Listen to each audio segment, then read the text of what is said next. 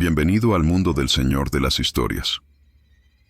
Desde este instante debes saber que el relato de hoy no nace de rumores, sino de voces reales que enviaron sus experiencias por correo, personas que afirman haber vivido algo que no pudieron explicar y que marcará cada minuto de esta narración.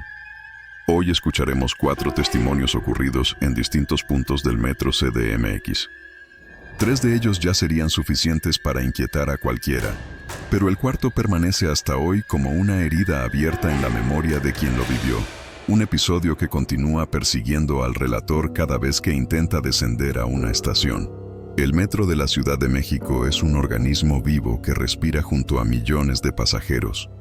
Pero cuando el último tren se detiene y la multitud desaparece, emerge un territorio más antiguo que los rieles y más profundo que los túneles. En ese silencio cargado de tensión comienzan a surgir los relatos que no llegan a la superficie. Ecos que no responden a ningún origen visible. Sombras que cruzan pasillos donde no debería haber nadie. Reflejos que muestran figuras ausentes en la realidad y una sensación persistente de ser observado desde rincones donde la luz no alcanza. Las personas que enviaron estos testimonios no buscaban atención ni inventaron historias para entretener. Escribieron movidas por el deseo de liberarse de algo que las acompaña desde el día en que sus vidas se cruzaron con lo inexplicable. Cada correo contenía detalles precisos, sensaciones físicas, tiempos, estaciones, pasos, luces y un miedo que regresaba mientras describían lo ocurrido. La coincidencia entre ciertos elementos convierte estos relatos en un conjunto perturbador que revela una cara del metro que permanece oculta para quienes solo lo recorren en horas de rutina. Si alguna vez has sentido que el vagón se detuvo demasiado tiempo en un túnel oscuro, si alguna vez escuchaste pasos detrás de ti mientras esperabas solo en el andén, o si alguna vez evitaste mirar el reflejo completo en una ventana del tren, quizá hayas tocado la frontera del mismo territorio que estas personas cruzaron sin querer. Lo que vas a escuchar no busca convencerte, solo mostrarte que hay lugares donde la realidad adquiere tonos distintos y donde las reglas que conocemos no siempre se mantienen firmes. Prepárate para entrar en cada uno de estos testimonios. La primera historia abre la puerta al misterio. La segunda profundiza en un fenómeno recurrente. La tercera muestra un encuentro que alteró una rutina cotidiana. Y la cuarta revela un episodio tan profundo que continúa afectando al relator hasta el día de hoy. Mantén tu atención despierta, porque este viaje no será como los demás. Primer relato. Enviado por Julián Herrera. Lo que las cámaras no registran. El primer testimonio llegó firmado por Julián Herrera, un trabajador de mantenimiento nocturno con más de 15 años en el metro CDMX. Su correo dejaba claro que no buscaba reconocimiento, solo necesitaba contar algo que llevaba meses intentando olvidar. Julián operaba en una de las líneas más antiguas, donde los túneles son más largos, el eco más profundo y la soledad más absoluta. Su trabajo consistía en revisar áreas restringidas que los pasajeros jamás ven, zonas donde incluso los supervisores entran solo en casos excepcionales. Aquella noche Julián fue enviado a inspeccionar un tramo cercano a la bifurcación de una vía auxiliar. El silencio era tan denso que podía escuchar su propia respiración rebotando contra las paredes de concreto. Mientras avanzaba, sintió una vibración suave bajo los pies. En un principio creyó que era una resonancia mecánica, pero la vibración creció hasta convertirse en el típico temblor que anuncia la llegada de un tren. Era imposible. A esa hora ningún convoy debía circular. Apagó la linterna para confirmar lo que oía. El rugido metálico se acercaba por un túnel clausurado desde hacía semanas. Julián intentó comunicarse con su supervisor, Ramiro Castañeda, pero la radio perdió señal al instante. El viento se levantó desde el interior del túnel, helado y repentino, como si un tren estuviera desplazando el aire con fuerza. Sin embargo, cuando encendió la linterna, no vio luces, no vio vagones, no vio sombra alguna. El túnel estaba completamente vacío, aunque el estruendo seguía pasando a su lado como si el convoy invisible avanzara a toda velocidad. Al día siguiente, pidió a Mariela Cortés, operadora de videovigilancia, que revisara las grabaciones. Mientras ella retrocedía el metraje, Julián sintió cómo el estómago se le cerraba. En el video aparecía de pie, mirando hacia el túnel, pero sin moverse en ningún momento. No se veía cuando apagó la linterna, no se veía cuando giró, no se veía su reacción ante la vibración. La cámara mostraba un túnel completamente silencioso y estático, como si la noche hubiera transcurrido sin incidentes. Mariela revisó fotograma por fotograma, pero la imagen no registró ni el viento que golpeó a Julián ni el sonido que él describió. Tampoco aparecía ningún rastro de interferencia o fallo técnico. Según el sistema, no hubo movimiento humano ni mecánico en toda la sección durante ese periodo. Cuando Ramiro revisó el informe, solo pudo decir que otras veces se habían reportado anomalías en esa misma zona, aunque nunca algo tan preciso como un tren inexistente. Desde entonces Julián evita ese tramo de los túneles. En su correo afirma que cada vez que escucha un tren real temblar bajo tierra, su mente revive la sensación exacta de aquel convoy que no estaba allí. Para él, la cámara no registró nada, porque lo que pasó no pertenece al mundo que la cámara puede ver. Él insiste en que algo cruzó ese túnel, algo que siguió una vía que ya no existe en ningún plano actualizado. Segundo relato, enviado por Adriana Morales, los sonidos prohibidos del metro. El segundo testimonio fue enviado por Adriana Morales, una guardia de seguridad que llevaba apenas 8 meses trabajando en la estación Hidalgo cuando vivió algo que la obligó a pedir cambio de línea. Su experiencia ocurrió durante el cierre nocturno, cuando la estación queda completamente vacía y el personal debe realizar un recorrido final para asegurarse de que no quede ningún pasajero rezagado. Adriana solía hacer ese recorrido con tranquilidad, pero aquella noche todo cambió en el momento en que cruzó el pasillo que conecta los andenes de la línea 2. Según su relato, el silencio era absoluto, tan limpio que incluso podía escuchar el roce de su uniforme al caminar. Encendió su linterna y avanzó con paso firme. Fue entonces cuando escuchó lo que describió como un lamento muy suave, casi un susurro, que provenía del túnel cerrado al final del andén. No era viento, no era un eco mecánico, y no era, según sus palabras, el tipo de ruido que uno espera encontrar bajo tierra. Adriana se detuvo y llamó a su compañero de turno, Ernesto Valdés, para confirmar si había alguien realizando trabajos ahí abajo. Pero Ernesto respondió que nadie tenía autorización para estar en ese punto del sistema. Los lamentos se transformaron en una serie de golpes lentos, espaciados, como si alguien estuviera tocando con la palma abierta en la pared metálica del túnel. Adriana sintió cómo el sonido vibraba dentro del pasillo, avanzando hacia ella sin que hubiera pasos, luces o movimiento alguno. La linterna comenzó a parpadear y el aire se volvió más frío, al punto de que su respiración se condensó justo frente a su cara. Intentó retroceder, pero un nuevo sonido paralizó su cuerpo, una risa breve, apagada, demasiado cercana para no ver a nadie. Convencida de que quizá un trabajador se había quedado atrapado, Adriana decidió acercarse al borde del túnel. En cuanto dio 3 pasos, los golpes se intensificaron y la risa volvió a escucharse, esta vez acompañada por una frase que nunca logró comprender por completo.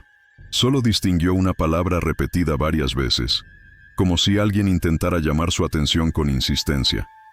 Su instinto le ordenó detenerse. Ernesto, que había escuchado los sonidos a través del radio, corrió hacia su ubicación. Cuando llegó, lo único que encontró fue el eco final de lo que parecían pasos alejándose hacia el interior del túnel.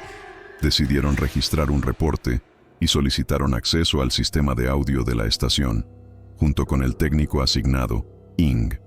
Leandro Puga, revisaron cada canal de sonido activo durante esa noche. Nada apareció. No había golpes, no había lamentos, no había risa, no había ningún indicio de una presencia humana o mecánica. La estación había permanecido en completo silencio según los sensores. Leandro insistió en que los micrófonos del túnel son extremadamente sensibles, capaces de registrar incluso el sonido de una herramienta cayendo a varios metros de distancia. Sin embargo, no captaron absolutamente nada. Adriana fue clara en su correo. No fue una ilusión, no fue un ruido externo, no fue un error de interpretación. Fue una presencia que sabía exactamente dónde estaba ella y que parecía estar esperándola. Desde esa noche asegura que jamás volvió a caminar sola en un andén vacío, y cada vez que escucha un golpe en cualquier estación, incluso durante el día, Siente la misma presión en el pecho que la invadió cuando aquella risa surgió desde un túnel donde no debía haber nadie. Tercero relato. Envaído por Carlos Méndez. La estación que resucita. El tercer relato fue enviado por Carlos Méndez, un estudiante de arquitectura que regresaba a casa después de una jornada de trabajo en su proyecto final. Tomaba la línea 1 desde observatorio todos los días y conocía perfectamente el recorrido, los tiempos y cada una de las estaciones que atravesaba. Aquella noche el vagón estaba relativamente vacío y el ambiente era tranquilo. Carlos revisaba unas notas en su cuaderno cuando el tren redujo la velocidad más de lo habitual. Levantó la mirada esperando ver la siguiente estación, pero lo que observó lo dejó inmóvil. El tren se detuvo frente a un andén que no correspondía a ninguna estación en funcionamiento. La iluminación era tenue, amarillenta, como si proviniera de lámparas antiguas que nunca habían sido reemplazadas. En los muros se apreciaban mosaicos desgastados y anuncios viejos con diseños que parecían sacados de otra época. Más inquietante aún, había personas en el andén. Todos estaban de pie, alineados con precisión, mirando hacia el tren sin mostrar emoción alguna. Vestían ropa que Carlos describió como anticuada, semejante a la moda que había visto en fotografías de archivos históricos de la ciudad. Las puertas del vagón se abrieron con normalidad, como si el sistema reconociera aquella estación inexistente. Carlos sintió un impulso de registrar lo que veía, pero su cuerpo no respondía.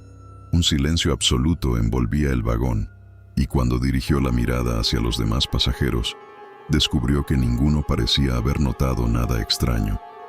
Sus rostros estaban relajados, algunos somnolientos, otros concentrados en sus teléfonos. Sin embargo, los individuos del andén permanecían inmóviles, observándolo con la misma expresión vacía. Carlos bajó la vista solo un instante y escuchó un sonido metálico suave, como si algo se arrastrara detrás de las puertas. El aire cambió de temperatura y un escalofrío recorrió su columna. Cuando volvió a mirar hacia el andén, las figuras ya no estaban. La estación seguía allí, pero completamente vacía. Las puertas se cerraron con brusquedad y de manera repentina, la iluminación del lugar parpadeó hasta apagarse. El tren avanzó sin que Carlos pudiera comprender lo que acababa de presenciar. Al llegar a la estación siguiente, Carlos salió apresurado y buscó al jefe de servicio, Lic, Salvador Gaitán, para reportar el incidente. Salvador escuchó con atención, pero explicó que no existía ninguna estación entre las que Carlos mencionó. Aún así, decidió revisar los registros del tren. Cuando analizaron los datos, encontraron una anomalía. El convoy había disminuido la velocidad exactamente en el punto que Carlos indicaba, como si hubiera recibido una señal de parada. Sin embargo, según el sistema, no había ninguna instrucción registrada en ese tramo. Inquieto, Carlos profundizó por su cuenta. Días después escribió nuevamente para contar que había descubierto algo perturbador.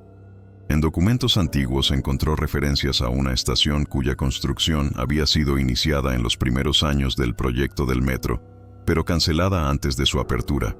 No tenía nombre oficial, aunque los archivos la mencionaban como un espacio de prueba que nunca fue inaugurado. Lo que Carlos vio coincidía con la descripción de esos planos olvidados.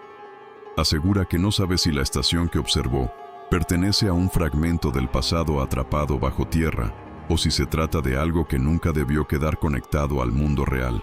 Lo único que afirma con total certeza es que, desde esa noche, cada vez que el tren desacelera sin razón aparente, siente el mismo frío que atravesó su cuerpo cuando las puertas se abrieron hacia un lugar que no existe en ningún mapa. Cuarto relato. Envaído por Luciano Barrera. La marca que nunca sanó. El cuarto testimonio fue enviado por Luciano Barrera, un técnico en redes de 37 años que evitó durante semanas escribir lo que vivió. En su mensaje aclaró que no buscaba que nadie creyera en su historia, solo necesitaba liberarse de algo que continúa persiguiéndolo hasta hoy. Su experiencia ocurrió en la línea B, durante un traslado nocturno después de visitar a un cliente. El tren viajaba casi vacío y Luciano se acomodó cerca de la puerta para descansar unos minutos antes de llegar a su destino. Nunca imaginó que aquella rutina terminaría convirtiéndose en el recuerdo más perturbador de su vida. El tren avanzaba con normalidad hasta que, de forma repentina, las luces del vagón comenzaron a oscurecerse desde el techo hacia abajo, como si una sombra densa estuviera cubriendo el interior. Luciano se incorporó intentando comprender la falla, pero antes de reaccionar escuchó un golpe seco en la ventana junto a su asiento. Pensó que era un objeto proyectado desde el túnel. Sin embargo, el vagón estaba en una zona cerrada sin accesos exteriores. El segundo golpe fue más fuerte y sonó justo detrás de su oído. No había nadie cerca. Fue en ese instante cuando sintió un cambio profundo en el aire, como si la temperatura descendiera abruptamente y una presencia se ubicara a su espalda. Luciano giró lentamente. A menos de 1 metro de distancia vio la figura borrosa de un hombre alto, extremadamente delgado, con el rostro inclinado hacia él como si intentara observarlo con atención. La piel tenía un tono pálido imposible de confundir y los ojos parecían completamente oscuros, sin brillo ni pupila. No mostraba expresión alguna, pero su postura transmitía una intención clara: acercarse más. El tren no se detuvo, las puertas no abrieron. Ningún otro pasajero pareció notar lo que ocurría. El hombre dio un paso hacia adelante y extendió la mano en dirección a Luciano. Instintivamente, Luciano retrocedió hasta chocar con la puerta del vagón. Intentó gritar, pero la voz se le cerró en la garganta. La figura avanzó con movimientos lentos, precisos, como si supiera que él no tenía salida. Cuando la mano llegó a tocarlo, sintió un ardor intenso en el antebrazo, un dolor punzante que le obligó a cerrar los ojos. En el instante en que volvió a abrirlos, el vagón estaba iluminado nuevamente. No había rastro del hombre. No había golpes en las ventanas. No había marcas visibles en el cristal.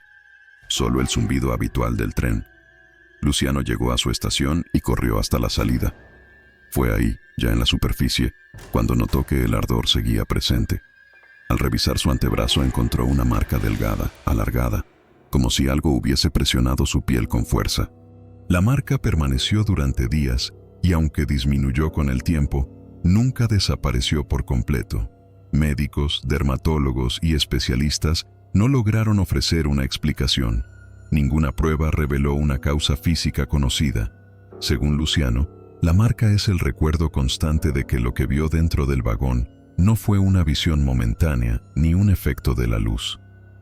Lo que más lo atormenta no es la figura que encontró en el metro, sino la sensación que lo invade cada vez que vuelve a usar el sistema. Afirma que, en ocasiones, siente el mismo descenso abrupto de temperatura y escucha golpes suaves en las ventanas, aunque al mirar no encuentre a nadie. La marca en su piel se torna más visible en esos momentos, como si respondiera a algo que sigue acercándose. Luciano escribió en su correo que su experiencia no terminó aquella noche, solo cambió de forma. Tras recibir los 4 testimonios, un último mensaje llegó sin solicitud previa. No contenía un relato personal, sino una advertencia enviada por Tomás Aguilar, un exsupervisor del área técnica que trabajó durante 20 años en la coordinación de líneas subterráneas.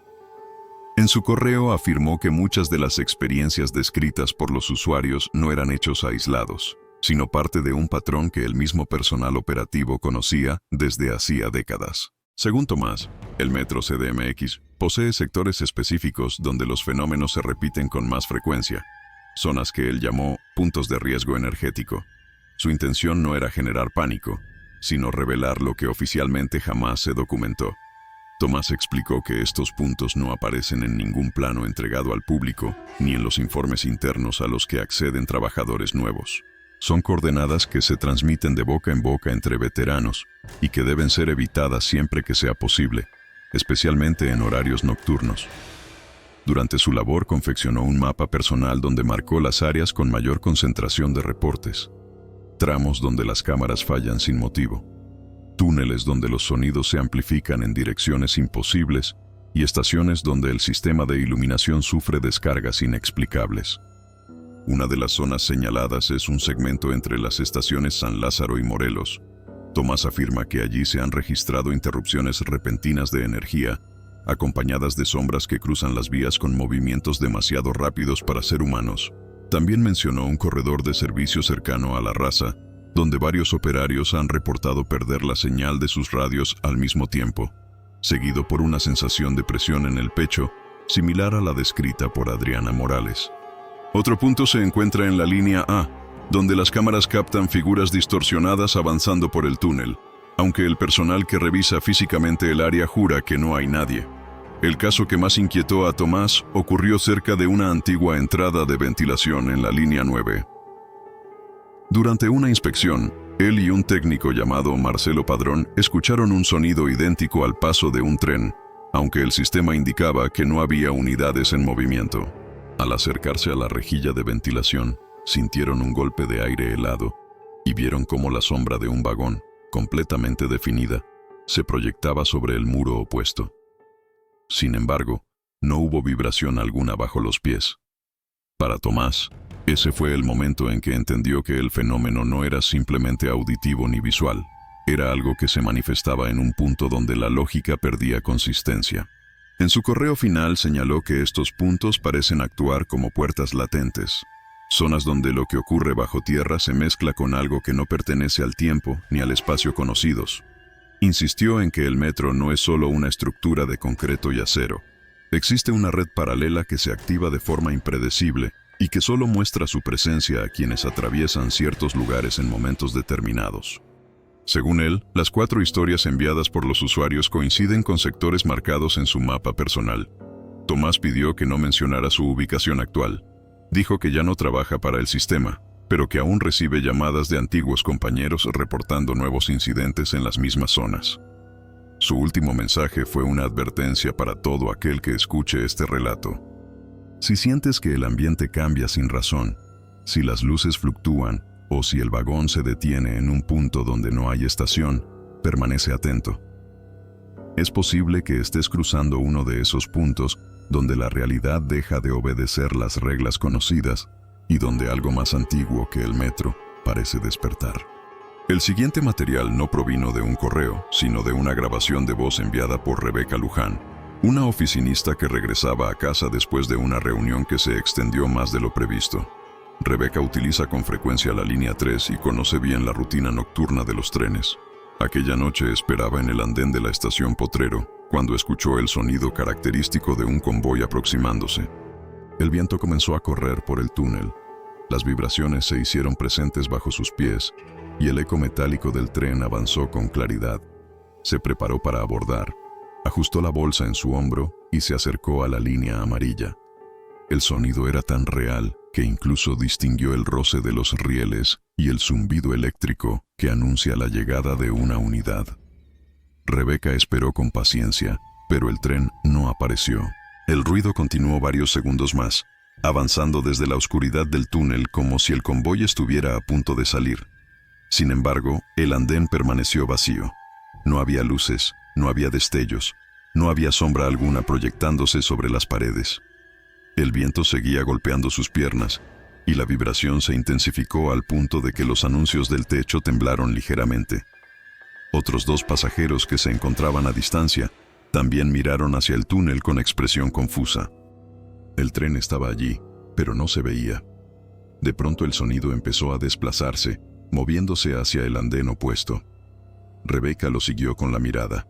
El eco avanzó como si la unidad estuviera deteniéndose en el andén contrario y, durante unos segundos, pudo escuchar el característico chirrido de los frenos cerrando contra el riel.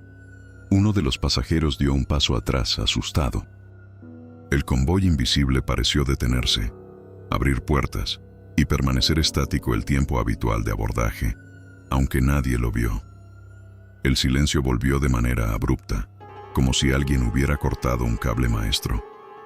La vibración desapareció y el viento cesó de inmediato. Rebeca buscó al jefe de estación, Luis Rendón, para reportar lo sucedido. Él verificó el panel de control de trenes y aseguró que ninguna unidad se acercaba o se retiraba en los minutos mencionados. Según los registros oficiales, no había tráfico en ese tramo durante todo el tiempo en que ella y los otros pasajeros escucharon el convoy invisible. Rebeca insistió en que aquello no fue una ilusión auditiva. Los objetos temblaron, el viento sopló y la vibración fue real. Luis, con el rostro tenso, Reconoció haber recibido reportes similares en años anteriores, aunque jamás en presencia de más de un testigo. Intrigada, Rebeca conversó con un conductor veterano llamado Oscar Martínez, quien le reveló un dato inquietante. Durante décadas, varios operadores han escuchado trenes acercarse por túneles donde no circula ninguna unidad. Algunos incluso afirman haber visto destellos metálicos que desaparecen al instante. Oscar confesó que existe una teoría no oficial entre los conductores. Ciertos túneles parecen conservar ecos residuales de trenes antiguos, como si el paso constante durante tantos años hubiera dejado una huella que se activa en momentos impredecibles. Sin embargo, aclaró que lo que Rebeca describió no era un eco. Era un desplazamiento completo, con vibración, viento y ruido sincronizado, algo que ningún fenómeno acústico conocido puede reproducir. Rebeca aseguró en su mensaje que desde aquella noche evita esperar sola en los andenes. Cada vez que escucha un tren aproximarse, espera unos segundos antes de acercarse a la línea amarilla, temiendo que el sonido no corresponda a un convoy real. Dijo que no quiso grabar el audio del supuesto tren porque en ese momento estaba convencida de que la unidad aparecería. Hoy se arrepiente. No porque desee demostrar nada, sino porque quiere entender qué fue lo que se desplazó frente a ella sin mostrar forma, luz ni sombra. Un tren que todos escucharon pero que nunca llegó. Tras revisar los testimonios, los reportes técnicos y los relatos enviados por trabajadores, un último mensaje anónimo llegó sin remitente visible. No incluía nombre, fecha ni firma. Solo contenía una reflexión que parecía escrita por alguien que había pasado demasiados años bajo tierra. El autor afirmaba que el metro CDMX no es únicamente una obra de ingeniería, sino una estructura superpuesta sobre capas más antiguas de la ciudad, capas que nunca fueron estudiadas por completo y que aún conservan fenómenos propios. Según este mensaje, algunas zonas del subsuelo actúan como espacios donde el tiempo y la percepción se fragmentan, permitiendo que ciertas presencias se manifiesten sin obedecer las reglas habituales del mundo visible. El texto explicaba que los túneles del metro atraviesan territorios que estuvieron ocupados antes de la llegada de los españoles, lugares donde se realizaban rituales, entierros y eventos cargados de energía simbólica. El autor sugería que, al excavar y construir sobre esas áreas, no se borraron las huellas del pasado. Solo quedaron cubiertas por concreto y rieles, permitiendo que fragmentos de esas memorias se filtraran ocasionalmente hacia la superficie. No eran fantasmas en el sentido tradicional, sino manifestaciones residuales que continúan buscando espacio donde existir. En algunos casos adoptan formas reconocibles, como las sombras que cruzan los andenes o los pasos que se escuchan sin cuerpo que los produzca. Una parte del mensaje señalaba que existen fenómenos que no pertenecen ni al pasado ni al presente. Según el autor, ciertas entidades parecen surgir de un punto intermedio, como si el metro estuviera conectado a espacios donde lo que vemos y lo que recordamos se mezclan. Esto explicaría las estaciones que aparecen donde no deberían, los trenes que se escuchan sin llegar y las figuras que no dejan registro en las cámaras. Para él, el metro funciona como un umbral involuntario, un corredor donde la energía de diferentes tiempos converge de manera impredecible. El autor describía además una categoría de presencias que llamó vigilantes. No ofreció detalles físicos, pero insinuó que estas manifestaciones observan a quienes transitan por ciertas zonas, especialmente a personas solas durante la noche. Aseguró que los vigilantes no buscan causar daño, pero sí reaccionan a quienes cruzan puntos donde la realidad es más frágil. En algunos casos, la reacción puede dejar marcas, algo que coincide de manera inquietante con el testimonio de Luciano Barrera. El mensaje insinuaba que estos vigilantes no pertenecen a ninguna época conocida y que su forma depende de la percepción del observador. En el último párrafo, el autor advertía que el metro no debe ser temido por lo que se ve, sino por lo que permanece oculto entre sus capas más profundas. Afirmaba que cada testimonio reciente coincide con zonas donde los límites de la realidad se vuelven permeables, permitiendo que algo antiguo, indefinido y ajeno a nuestra comprensión se manifieste. No ofreció solución ni método para evitar estos encuentros. Solo recomendó mantener la atención despierta al caminar por los túneles o al esperar un tren en soledad. ya que estos puntos pueden activarse sin previo aviso. El mensaje terminaba de manera abrupta, dejando la impresión de que su autor sabía más de lo que reveló. Según sus palabras finales, lo que vive debajo de la ciudad no está dormido, solo espera a que alguien lo note. Cada testimonio, cada registro incompleto, cada sombra descrita y cada sonido sin origen aparente crea un entramado que transforma al metro CDMX en algo más que un simple sistema de transporte. En conjunto, estos relatos revelan un patrón inquietante. Las experiencias no son aisladas, los lugares se repiten y las sensaciones coinciden entre testigos que jamás se conocieron. Todas las historias apuntan a un mismo origen, una presencia que no pertenece a un único tiempo ni a un solo nivel de realidad. A lo largo de los túneles, entre estaciones activas y tramos olvidados, existe algo que observa, que se manifiesta y que deja rastros capaces de alterar la vida de quienes lo encuentran. La ciudad continúa moviéndose en la superficie sin notar lo que ocurre debajo de sus calles. Millones de personas recorren los andenes confiando en la rutina que conocen, sin detenerse a pensar en los espacios que permanecen cerrados, en los túneles clausurados que aún conducen hacia zonas sin explicación o en los pasillos secretos que el público jamás verá. Sin embargo, los relatos de Julián, Adriana, Carlos, Luciano, Rebeca y quienes prefirieron mantenerse en silencio muestran que el metro es un territorio donde la normalidad puede quebrarse de un instante a otro.